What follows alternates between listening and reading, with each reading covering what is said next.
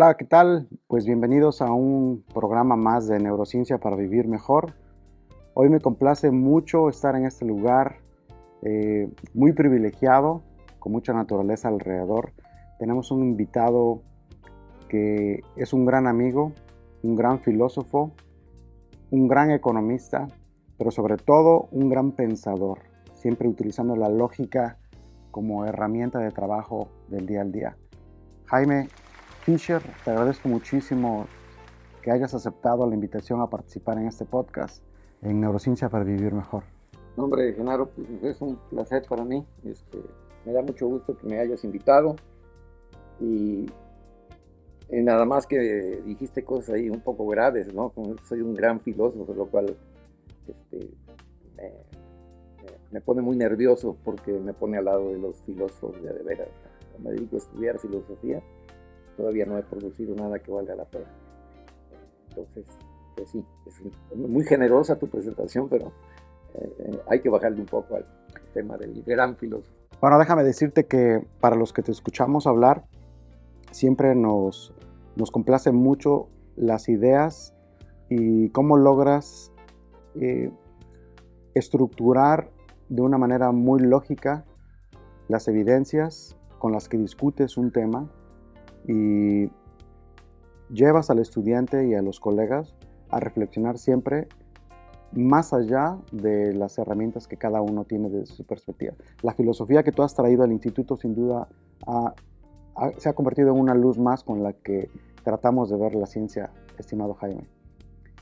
Gracias por estar aquí. Y bueno, para el día de hoy, Jaime y yo tenemos una conversación que va a ser bastante interesante, puesto que la línea de investigación de Jaime es la filosofía de la neurociencia. Jaime se encarga de estudiar qué es lo que dice la evidencia naturalista, diría yo, y qué nos deja sobre el entendimiento del cerebro y sobre todo de algo más allá que seguimos sin comprender, que es la mente. Jaime, a mí me gustaría empezar con una pregunta que te planteé hace un tiempo y que probablemente sea bastante interesante para el público. Fíjate que actualmente nuestra sociedad vive momentos de cierta frustración y limitaciones porque al parecer ya no es correcto explorar algunas cosas que pudieran ser ofensivas para algunos sectores, sobre todo minoritarios. Hay una anécdota, una historia de la filosofía griega que tú bien conoces, que es en la que Zeus le regala a Pandora una caja y le dice que no la abra, pero ella termina abriéndola y termina convirtiéndose en una frase muy famosa en la actualidad, que es abrir las cajas de Pandora. Mi pregunta inicial, Jaime, con la que me gustaría abrir esta conversación es, ¿crees tú que existen cajas de Pandora que la ciencia no debería atreverse a abrir? Bueno, en principio creo que no.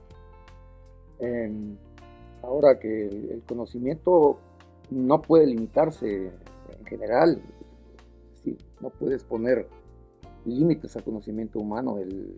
Decía Aristóteles en algún sitio que el hombre es un animal que siempre quiere conocer, pretende conocer.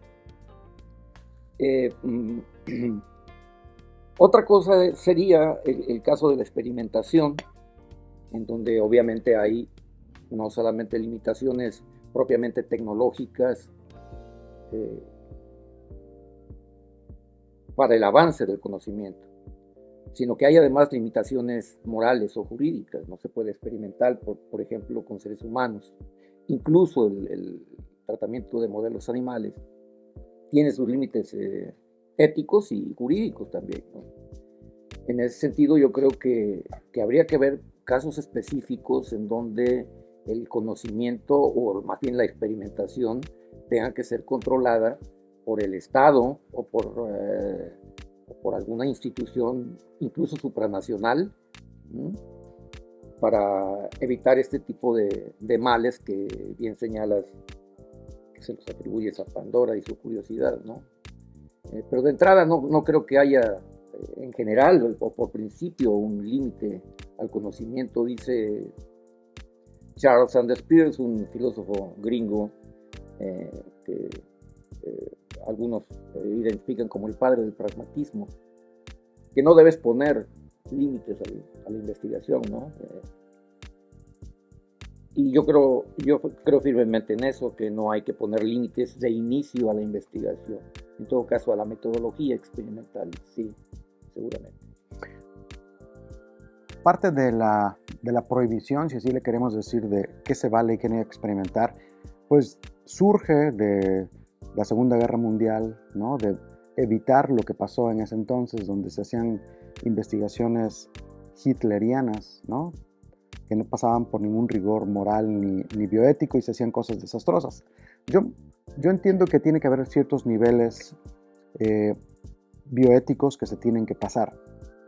Más bien mi pregunta era si tú crees que en la actualidad las ideologías por las que pasa la sociedad se convierten o se han convertido en un freno indeseable para la ciencia.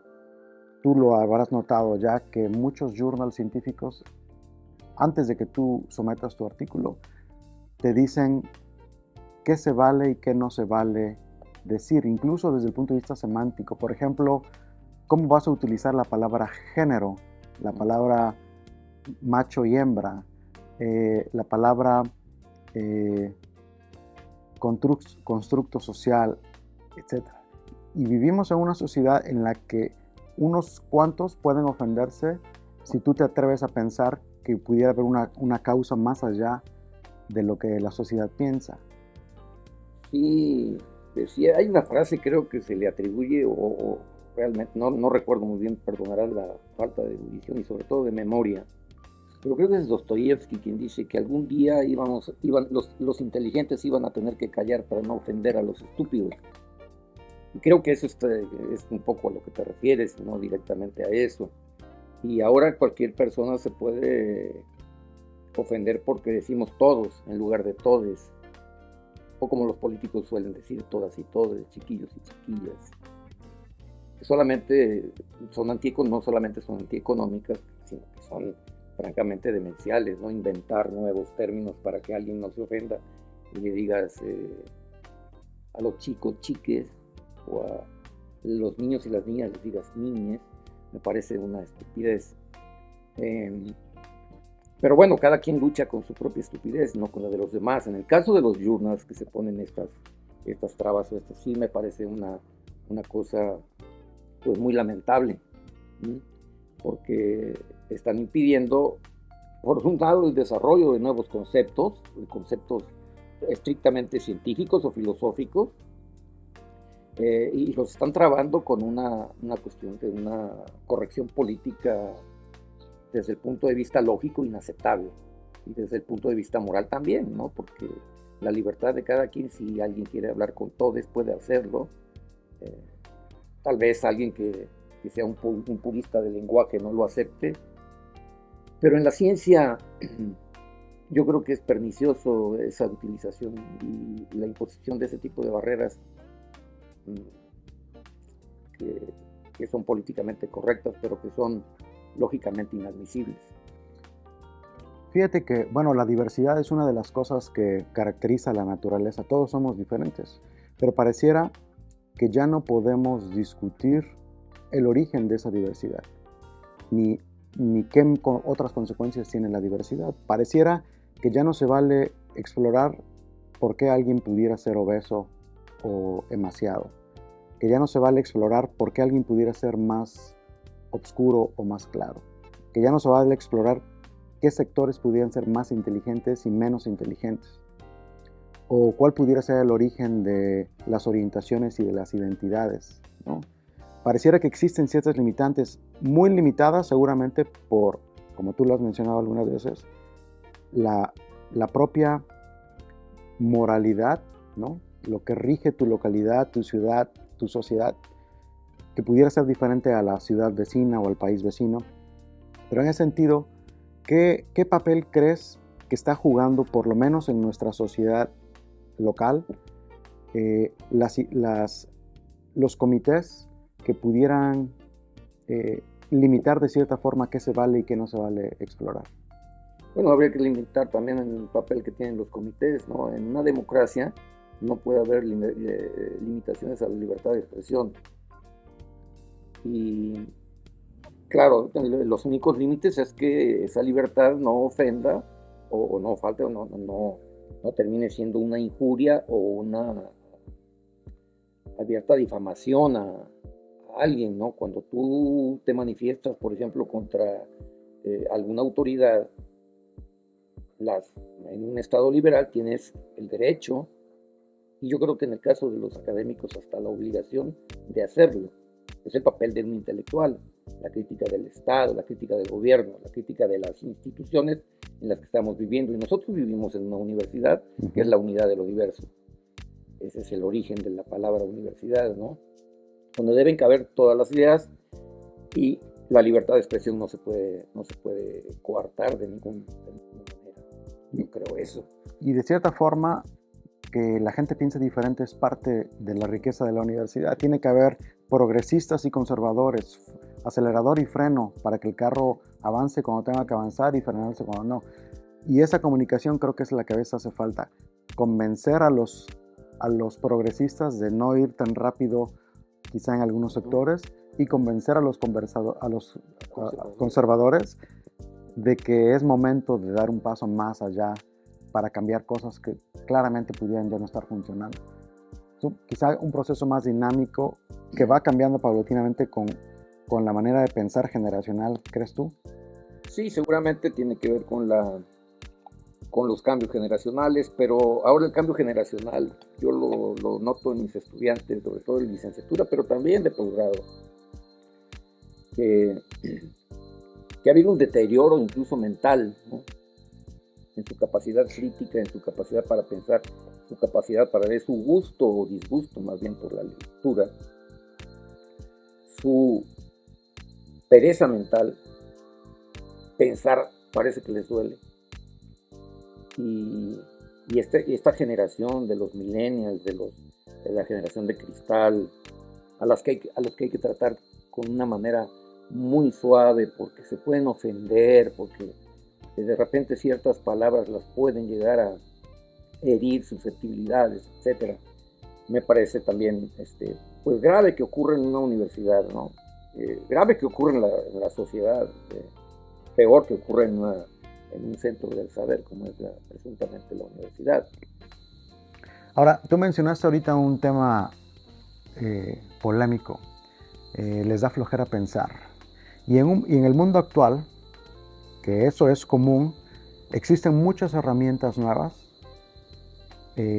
a través de inteligencia artificial que empiezan a tomar el papel que antes le correspondía a nuestra memoria y a nuestras capacidades cognitivas. Memorizar números telefónicos,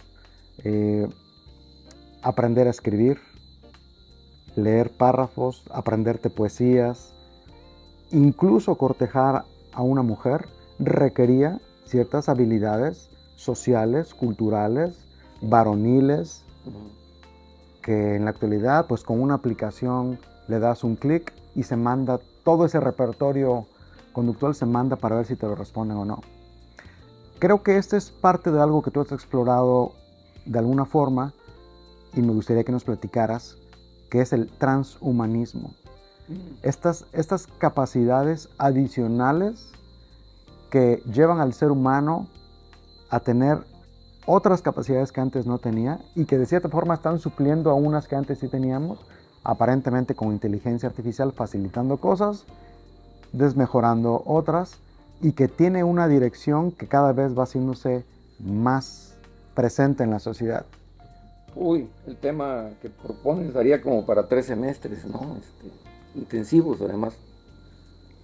Pero bueno, poniendo las cosas dentro del espacio y el tiempo que tenemos acá, yo diría que el transhumanismo es una corriente, digamos, cultural, moderna, que plantea, por un lado, hay transhumanistas que lo que proponen es incrementar las capacidades humanas a partir de la ingeniería genética, de la biología sintética, de la tecnología, sobre todo de la tecnología en inteligencia artificial. Y por otro lado está una corriente, digamos, posthumanista, que esa está más grave, más, digamos, demencial para mi gusto, que lo que propone es, a partir del conocimiento sobre genética, modificar la línea germinal del ser humano para hacer una nueva especie posthumana, con unas capacidades, por supuesto, una diferencia como la que nosotros presuntamente tenemos ahora respecto de un chimpancé, digamos, de un orangután. Este posthumano tendría esa diferencia con respecto, sería una especie distinta. Está también dentro del transhumanismo la idea de que podríamos volcar nuestra mente, eso que llamamos mente, volcarla en un disco duro, en una máquina, en algún soporte electrónico, de tal manera que alcanzáramos la inmortalidad, ¿no? Prácticamente como un archivo es inmortal, simplemente lo cambias de soporte material para que siga existiendo y que, bueno, es una cosa que no tiene ningún sentido, es prácticamente una religión, pero una religión basada que te promete la salvación, pero ya no basada en una religión trascendental, sino que lo promete precisamente con base en la ciencia y la tecnología, lo cual es igual de absurdo, ¿no? No hay una vida, no es posible eso. No es posible porque, vamos a ver, la mente no es un programa. La mente es inseparable del cerebro. Tienes una frase muy buena, que existen cerebros sin mente, sí, pero no existen mentes sin cerebro, ¿no? Así es. La frase no es mía, yo se la debo haber copiado a alguien, no recuerdo a quién, por eso no le puedo dar crédito, pero por una falta de memoria, no por que lo quiera yo plagiar. Alguien seguramente lo leí y se me grabó eso. Hay mentes, pero solamente funcionando, con un cerebro también funcionando. Aunque puede haber cerebros que no tengan funciones mentales, ¿no? Un cerebro enfermo, un cerebro muerto, un cerebro con cierta afección neuronal, seguramente no tendrá procesos mentales. Pero sí, no hay mente separadas de cerebros. Los dualistas son los que proponen lo contrario, ¿no? Que cerebro y mente son cosas distintas. Yo creo que semánticamente podemos hacer una distinción entre lo que es el cerebro y sus funciones, que es la mente, sería la mente, pero que no podemos separarlos, como no podemos separar al corazón del sistema circulatorio o a los pulmones del sistema respiratorio. Y a los dos no los podemos separar del sistema total de un organismo para oxigenar sus músculos, ¿no? Sí. Yo soy de esas personas que cree que compartimos con otras especies sistemas subcorticales, filogenéticamente muy viejos, donde surgen emociones básicas y que a partir de una mutación de hace unos 3.5 millones de años, quizá 4, por azares del destino, por azares matemáticos, físicos y bioquímicos, una mutación ocurrió que expandió nuestra corteza cerebral y nos brindó de manera aleatoria capacidades cognitivas de guardar información y capturarla para accesar a ella, volver a procesarla y planear el futuro.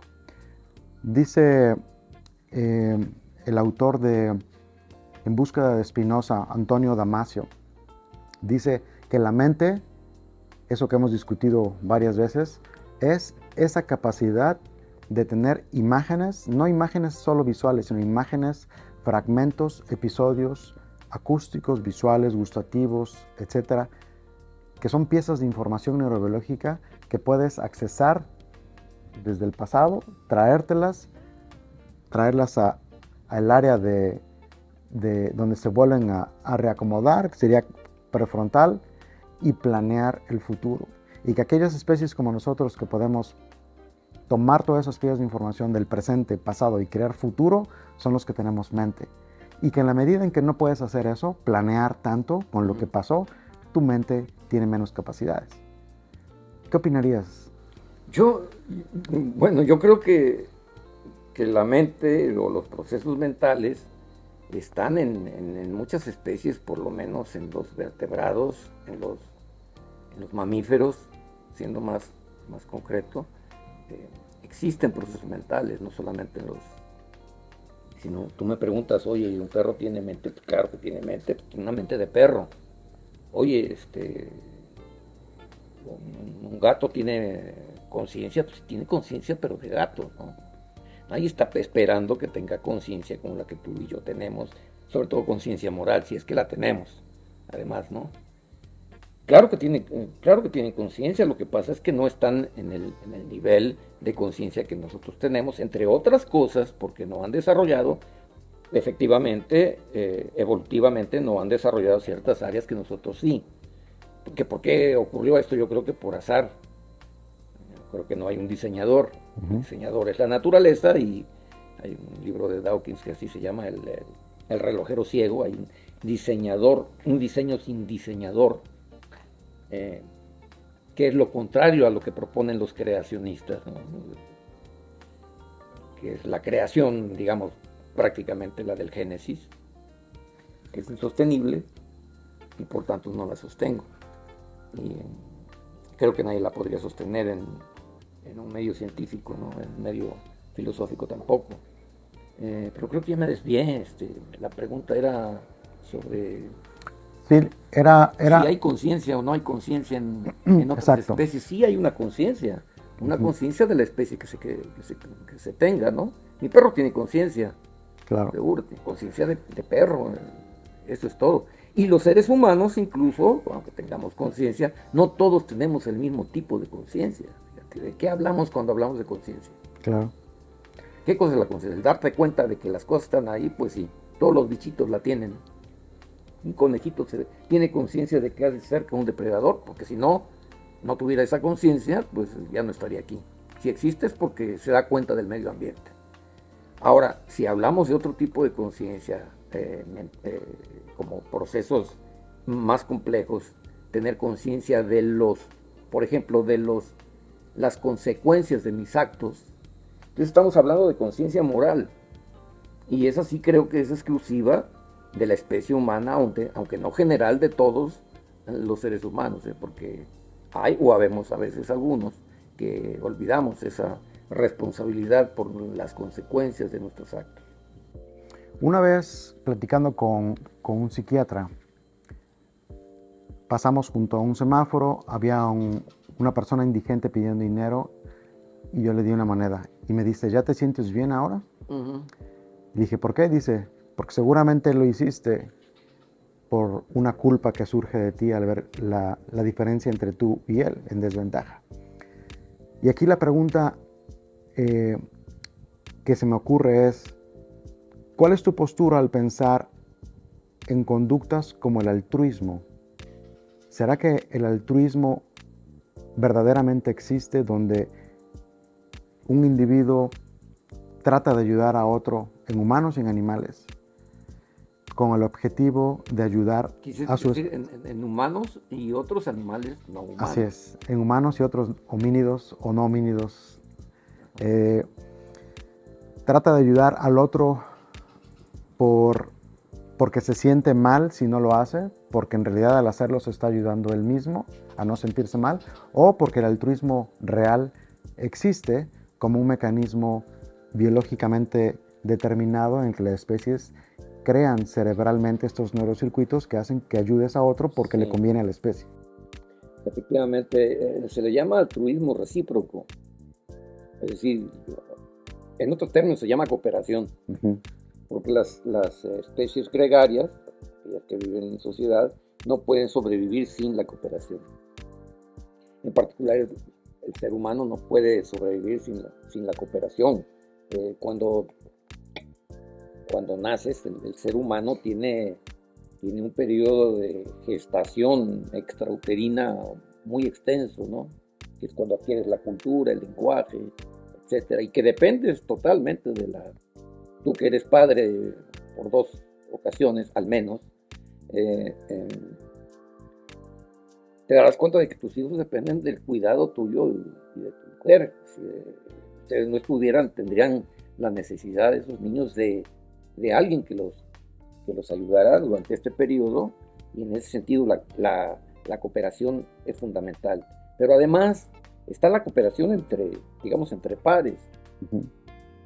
Si tú eres permanentemente un free rider, como le llaman en teoría de juegos, ¿no? Aquel que viaja gratis y que no coopera, vas a tender a ser excluido del grupo. No vas a tener la ayuda del grupo. Entonces, cuando tú cooperas, lo haces con la esperanza de que los demás, o en el entendido de que los demás también cooperen contigo. Y esa es la base de la sobrevivencia. Llamémosle solidaridad, llamémosle altruismo. De una manera más simple es que yo ayudo a los demás porque sé que en algún momento puedo esperar también la ayuda de ellos. Claro. Pero una ayuda desinteresada, ayudar al que permanentemente flaquea en su solidaridad contigo, pues es también como que ingenuo, ¿no? De cierta forma, yo lo veo como que incluso sentirte mal por no ayudar a alguien, lo que caería dentro de la teoría de la mente, es parte de los sistemas que evolucionaron para hacerte ayudar a alguien, aunque sea por ensimismamiento. Sí. Te causa algo para ayudar. Y también enojarte porque ese alguien a quien ayudaste no te ayudó, Claro. te ayuda a hacer un cómputo neural, después reacomodar tus prioridades conductuales, dónde invertir y dónde no invertir, ¿no? Correcto. Fíjate que esto está muy interesante y te quiero preguntar esto. Nuestra capacidad, entonces, con la que nacemos, filogenética, emociones, estados afectivos que surgen casi de manera innata, y nuestra capacidad cognitiva que nos hace ir más allá y asociar A con B y con C, que no haríamos si no tuviéramos esa corteza cerebral, nos ha hecho comportarnos y crear cosas que de alguna forma se cometen en desventajas también para nuestra especie. Ya no vivimos tanto en armonía con esa naturaleza. Ahora ya creamos, en vez de irnos por el camino disfrutando el paisaje, creamos coches. En vez de escuchar a las aves, escuchamos nuestra música.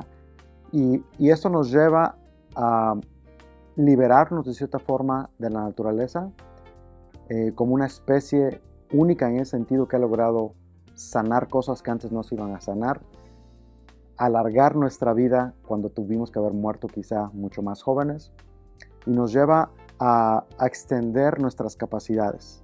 Esto sin duda se convierte en un reto filosófico de hacia dónde nos va a llevar nuestra capacidad cognitiva.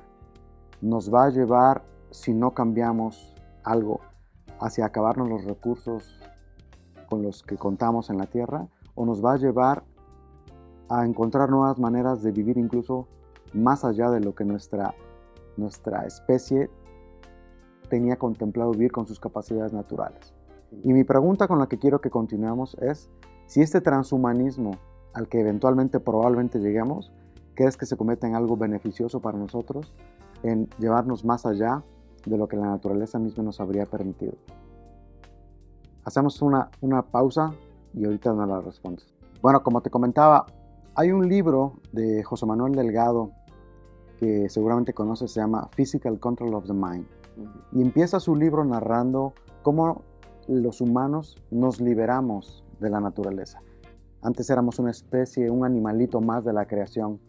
Y pronto descubrimos que nos rompíamos un brazo y podíamos amarrarnos unas ramas y hacer que volviera a funcionar una pierna para volver a caminar. Eventualmente nos pudimos tapar en nuestros refugios de la intemperie, cubrirnos, etc. Y paulatinamente a lo largo de estos últimos 500,000 años hemos visto cómo hemos ido creando cosas que nos liberan de cierta forma de la naturaleza. Hemos extendido la vida más allá, con un costo, por supuesto, que implica descubrir nuevos padecimientos que antes quizá no conocían. Mi pregunta específica es, ¿esto va de la mano con el transhumanismo? Actualmente ya vemos a Neuralink metiendo implantes y chips para expandir capacidades de personas cuadriplégicas, por ejemplo. Mi pregunta es si tú crees que muchas de las desventajas que nos van a ocurrir como especie al dejar de memorizar cosas que teníamos que memorizar, ahora tenemos que usar un GPS para encontrar el camino, ahora incluso el cortejo que decíamos hace rato se nos ha vuelto apretar botones en una aplicación, etc. Nos ha vuelto desventajosos comparado con lo que éramos antes. ¿Crees tú que eventualmente el transhumanismo dé una vuelta y nos ayude a ir más allá de lo que nuestra especie con sus capacidades naturales tendría? Es decir, que se convierta en algo beneficioso y nos lleve a salir victoriosos de la extinción inminente.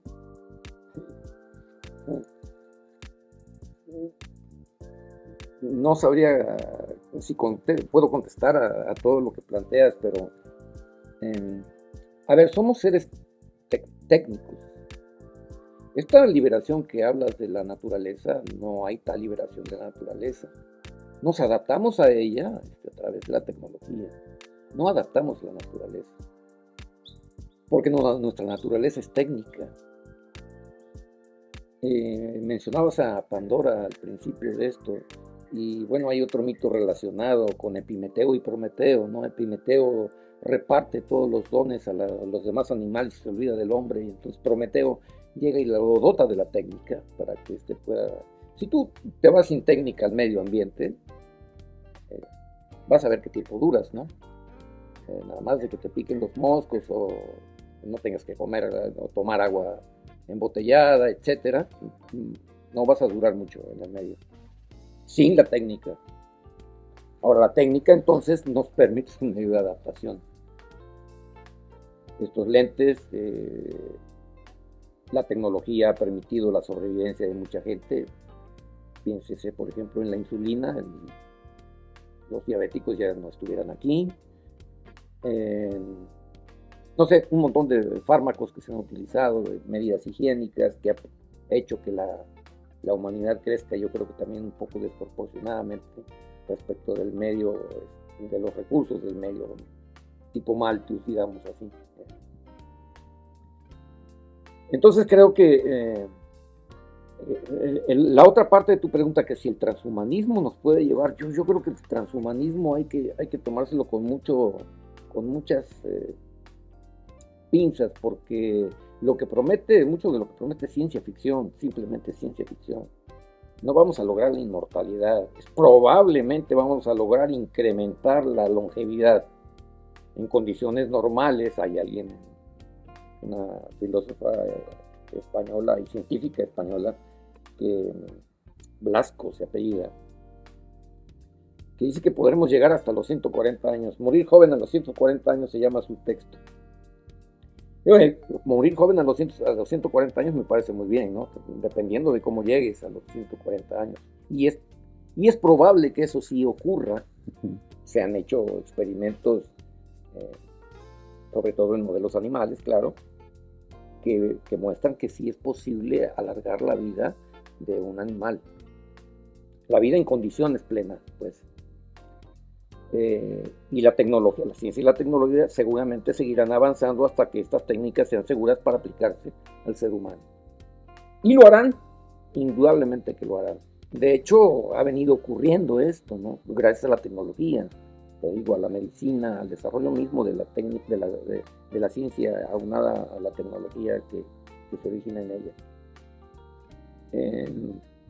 Ahora sí, si nos va a hacer mejor o peor la tecnología, depende del uso que le demos. No es que la tecnología sea mala por sí o buena por sí misma. Depende de lo que hagamos nosotros con la tecnología. Depende de los fines que nos propongamos hacer con esas herramientas. Pero hay que recordar, yo siempre lo digo, que lo artificial, es decir, los productos de la técnica, no es que sean sobrenaturales. Y si no son sobrenaturales, entonces son naturales. Si lo hicimos nosotros, que somos parte de la naturaleza, pues nuestros productos siguen siendo naturales. No son sobrenaturales, no son algo especial. Se someten a las mismas reglas, a las leyes de la física, a las leyes de la naturaleza, que las conozcamos o no, y están funcionando para que las cosas sean como nos parecen que son, ¿no? Así que depende entonces de la elección de fines cómo vamos a utilizar estos medios tecnológicos que el desarrollo científico nos provee y nos seguirá proveyendo, perdón, ¿no? No es una cuestión automática, como plantean los tecnófilos. Los tecnófilos dicen que dejemos que la tecnología se desarrolle sin ningún problema y vamos a vivir mejor. No, quién sabe, no necesariamente. Y los tecnófobos, por otro lado, que tienen freno a la tecnología, porque tal o cual cosa moral, tampoco, ¿no? La tecnología es buena o mala, depende de los fines que seamos capaces de encontrar para su utilización. Y esto me trae a mí un tema sensible para muchos. La tendencia de la especie humana parece ser ir cada vez más allá con la tecnología. Yo utilizo la palabra liberándose, haciéndose independiente de las fuerzas naturales, extendiendo de cierta forma nuestras capacidades cognitivas. Pero incluso no cognitivas, yo diría biológicas en general. Ahora muchas personas pueden decidir incluso acceder a la fertilización y ser padres biológicos en circunstancias apoyadas por la biotecnología cuando no podrían haber sido padres de manera natural. Incluso más allá, personas trans que deciden cambiar de género y que eventualmente por tener órganos reproductivos del sexo opuesto pueden ahora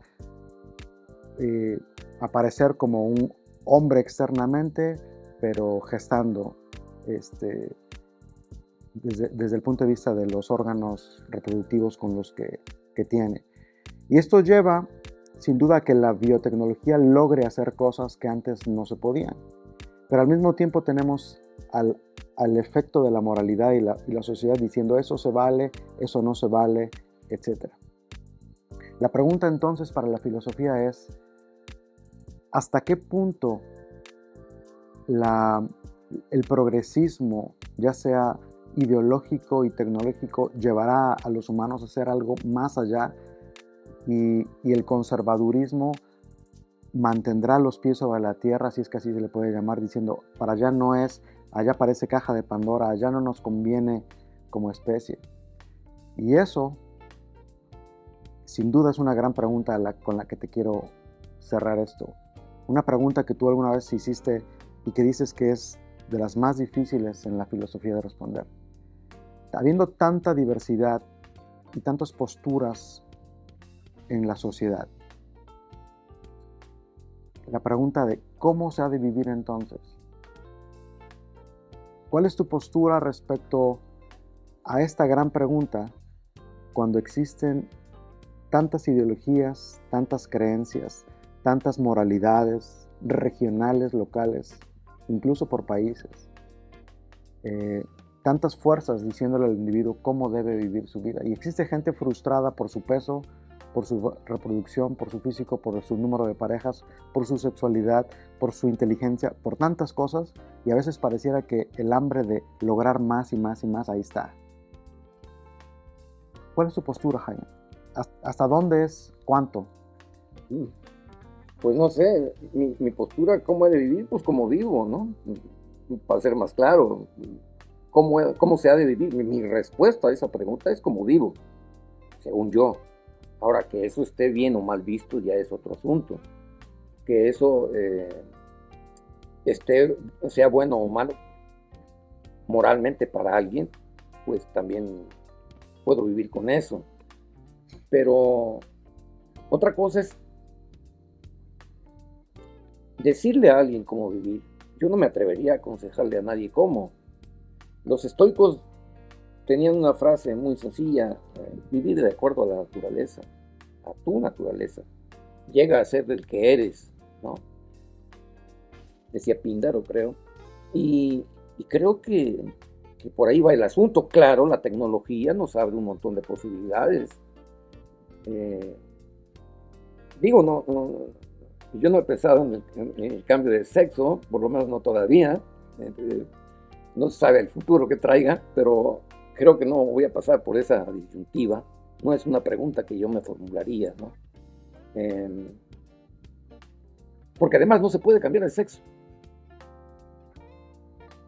Bueno, tú sabes más de biología que yo y sabes que eso no se puede. Por más trans que seas y por más tecnología que le pongas, sigue siendo lo que biológicamente eres. Luego vienen ya las consideraciones de género y de perspectiva de género y tu percepción de género y tu apariencia de género y un montón de cuestiones de género en las que no me quisiera meter para no herir susceptibilidades, pero que la biología es fundamental y que no la podemos alterar tan fácilmente, por lo menos no todavía. Algunas de esas cosas no se van a poder hacer durante muchísimo tiempo, porque hay imposibilidades técnicas todavía lejanas de hacerse posibles. Y primero, yo creo que sería conveniente, para saber cómo vivir, formularse la pregunta. Cuando alguien no tiene posibilidades de formularla, pues la respuesta va a ir ahí al tuntún, ¿no? Va a salir como sea. No sabe que está respondiendo a su pregunta, pero lo está respondiendo. No sabe para dónde va. Porque no se ha puesto a pensar. Pensar es una cosa difícil. Te cuesta trabajo. Y entonces te dejas llevar por las tecnologías. O sea, ves a la gente como lobotomizada, ¿no? Con el celular. Lo ves, pues pensando en qué va a pasar con la próxima telenovela. En fin, tonterías desde mi punto de vista, pero que han elegido esa manera de vivir. Yo creo que hay que pensar precisamente en que tu vida es única, irrepetible, intransferible y no puedes vivir de acuerdo. Yo te diría como no vivir. No vivas siguiendo las normas que otros te quieren imponer. Elige tu propia manera, porque la vida es tuya. Eso es lo que mi posición es esa. Digo, te puedes equivocar, por supuesto, pero errare humanum est. Tengo un gran amigo que dice en ese sentido, tú prepárate el sándwich como tú quieras. Ponle mayonesa, ponle miel si quieres, ponle jamón, ponle tomate, ponle una rebanada de papaya si quieres.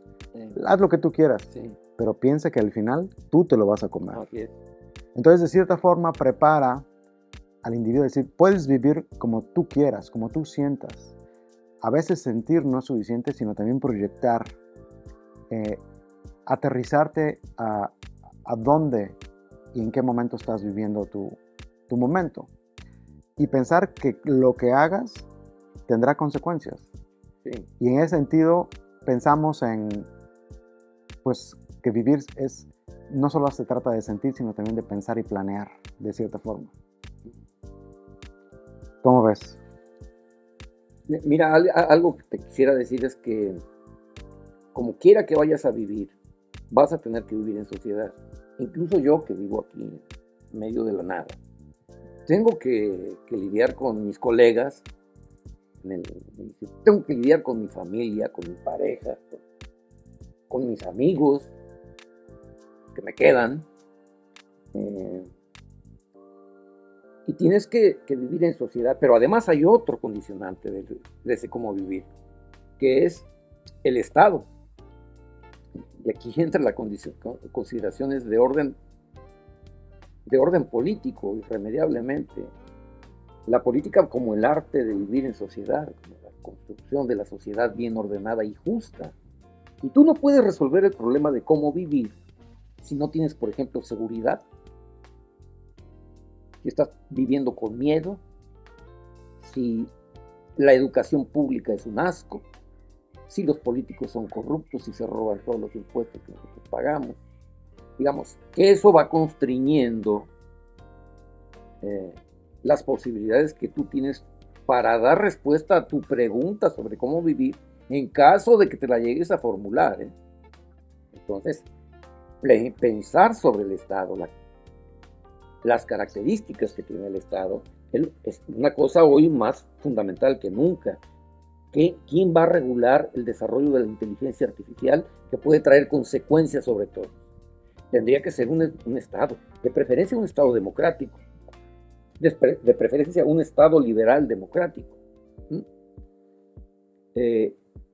Y eso nos lleva a una consideración, pues, te digo, de orden político, que es lo menos posible que puede tener un país como México en estos momentos, ¿no? Lo más alejado de la realidad es que la gente piense sobre lo que estamos viviendo.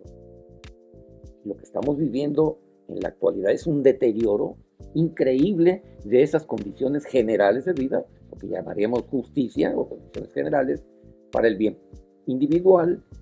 Es decir, a mucha gente se le impide formularse la pregunta por las condiciones sociales que han sido generadas por la acción estatal. Entonces, fíjate que entonces la filosofía política toma una relevancia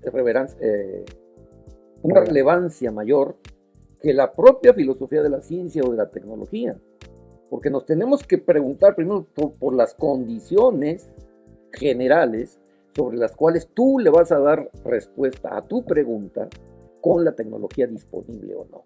Claro.